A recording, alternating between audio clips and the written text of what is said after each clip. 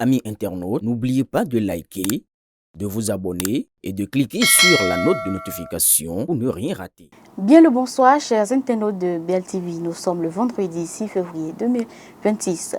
L'actualité de ce vendredi est à l'image d'un monde en mouvement entre renouvellement politique, lutte contre la criminalité sous toutes ses formes, enjeux démocratiques et réalité sportive ou sociale. Chaque information dessine les contours d'une société en quête d'équilibre.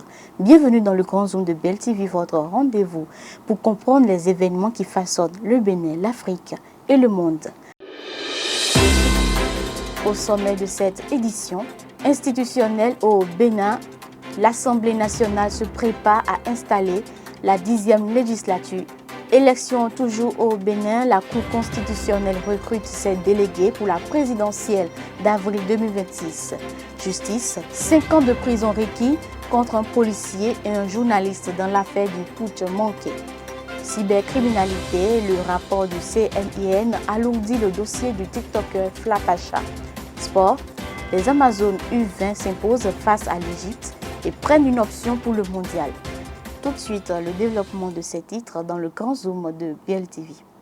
Comme je le disais tantôt, l'Assemblée nationale s'apprête à installer la 10e législature. La vie politique béninoise entre dans une nouvelle phase ce dimanche 8 février avec la tenue de la session inaugurale de la 10e législature. Les 109 députés issus des législatives du 11 janvier dernier se réuniront au Palais des gouverneurs à Porto Novo. Conformément à la Constitution, le doyen d'âge Antoine Nda dirigera les travaux assisté des deux plus jeunes élus, Issa Youssouf et Traoré Yakoubou Faridatou Zakari. Ordre du jour, installation officielle des députés puis élection du président de l'Assemblée nationale et des autres membres du bureau parlementaire.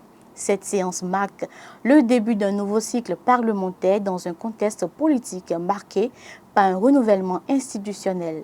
Élection au Bénin, la Cour constitutionnelle recrute ses délégués pour la présidentielle.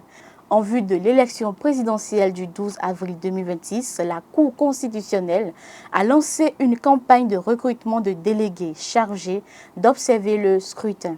Profil recherché, les candidats doivent être de nationalité béninoise, inscrits sur les listes électorales et justifier d'un niveau de diplôme précis selon le poste.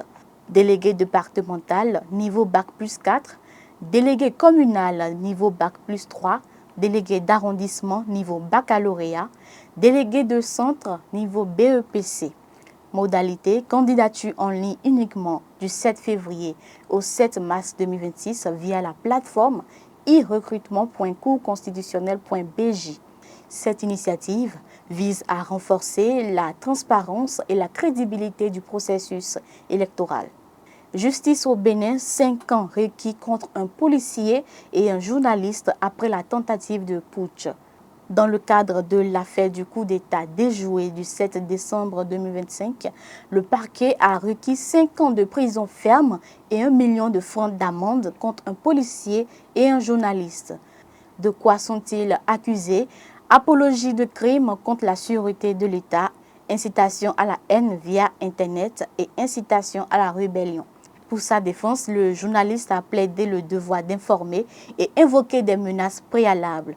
Le policier, quant à lui, a assuré que ses propos sur WhatsApp visaient à stopper les débats.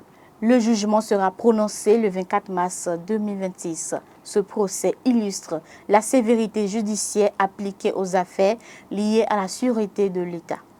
Cybercriminalité, le rapport du CNIN alourdit le dossier du TikToker Flapacha. Le procès de l'influenceur Cédric Toffa, alias Flapacha, a connu un revirement après la production d'un rapport du Centre national d'investigation numérique, CNIN. Le rapport établit que le téléphone saisi contenant des données liées à des activités cybercriminelles appartient bien à l'accusé, contredisant sa version. Le parquet a demandé 5 ans de prison ferme et 2 millions de francs CFA d'amende pour escroquerie via Internet. L'affaire remonte à une simulation d'enlèvement en direct sur TikTok en août 2025. Le verdict est attendu pour le 5 mars prochain. Ce dossier montre la rigueur croissante des autorités face à la cybercriminalité, même impliquant des personnalités médiatiques. Santé publique, 2 vendeuses interpellées pour trafic de faux médicaments à Sékou. Une opération de police a conduit à l'interpellation de 2 femmes au marché de Sékou le 5 février pour vente présumée de médicaments contrefaits. Environ 113 kilos de produits pharmaceutiques douteux ont été saisis. L'enquête vise à remonter les réseaux d'approvisionnement et à protéger les populations des risques sanitaires.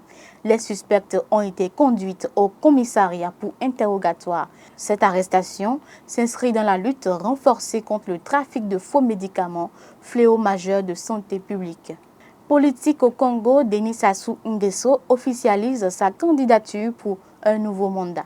Le président congolais Denis Sassou Nguesso, âgé de 82 ans, a annoncé sa candidature à l'élection présidentielle du 15 mars 2026. L'annonce a été faite le 5 février lors de l'inauguration d'une foire agricole à Bambou Mengali. Sa motivation, poursuivre le développement agricole et impliquer davantage la jeunesse. Déjà investi par le Parti congolais du travail et soutenu par la majorité présidentielle, il brigue un nouveau mandat après plusieurs décennies au pouvoir. Le dépôt des candidatures est ouvert jusqu'au 12 février. Cette candidature s'inscrit dans un paysage politique marqué par la longévité au pouvoir. Sécurité au Mali, les chasseurs d'Ozo, dernier rempart face aux djihadistes à Bandiagara. Dans la région de Bandiagara, les chasseurs traditionnels d'Ozo sont désormais la principale force opposée aux djihadistes du Dinim. La dernière attaque remonte au 4 février à Kandié, faisant 5 morts et 4 blessés graves parmi les Dozos.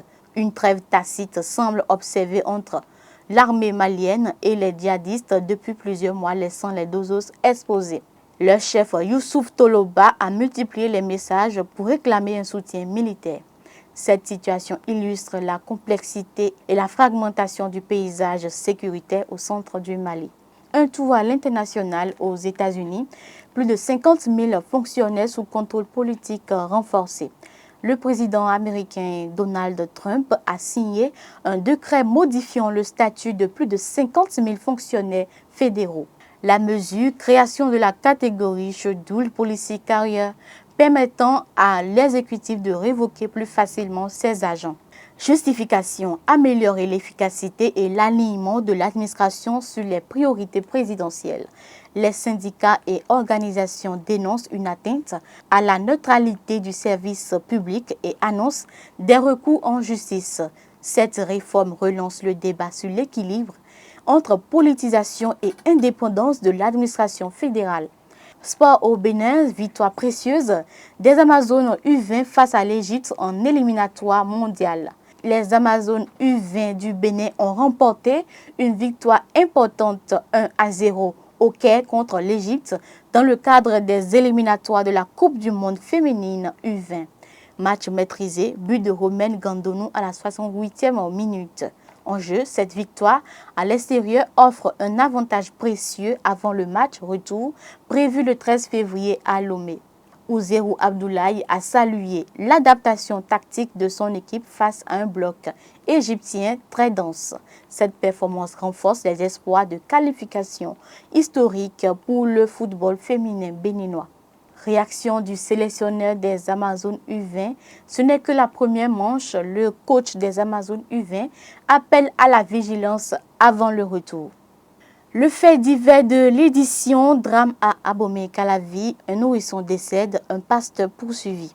Un tragique accident survenu à Abomey-Calavi a coûté la vie à un bébé de 8 mois percuté par un véhicule. Circonstance, la mère s'était momentanément absentée pour assister un proche malade, laissant l'enfant dans la cour du domicile. Mis en cause, un pasteur poursuivi pour homicide involontaire. Il a été établi qu'il ne détenait pas de permis de conduire au moment des faits. Libéré sous contrôle judiciaire, le pasteur a vu son dossier renvoyé au 29 avril 2026 pour poursuite de l'instruction. Ce drame rappelle cruellement l'importance de la vigilance et des responsabilités individuelles dans un contexte où la fatalité et l'imprudence se croisent. Chers internautes, entre renouvellement démocratique, défis sécuritaires, enjeux de santé publique et drames humains, cette journée nous invite à la réflexion sur la fragilité des équilibres sociaux et de la nécessité d'une vigilance collective. Merci de nous avoir suivis. Très belle soirée à tous, très bon week-end et à très bientôt.